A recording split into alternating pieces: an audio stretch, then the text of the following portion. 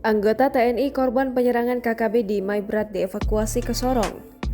Prajurit TNI yang gugur dan luka-luka pada penyerangan pos rayon militer Kisor, Kampung Kisor, Distrik Aifat Selatan, Kabupaten Maibrat rencananya akan dievakuasi dari Kabupaten Maibrat menuju Kota Sorong, Papua Barat.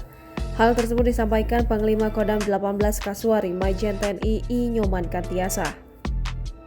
Sementara 4 orang prajurit yang gugur pada insiden penyerangan juga sedang dalam persiapan.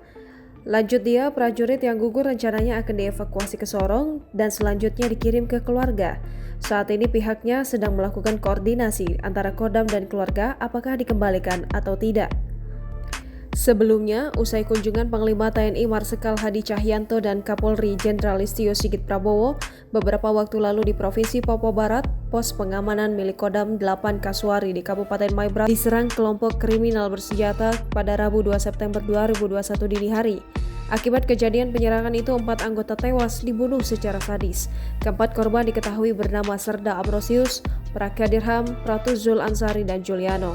Sementara itu, 2 anggota lainnya, Letu CHB Dirman dan Pratu Iqbal dikabarkan hilang dan masih dalam pencarian. Sementara itu, Kapendam Kodam 8 Kasuari, Letkol ARM Hendra Pesireron melalui sambungan telepon pada Kamis 2 September 2021 siang membenarkan peristiwa tersebut.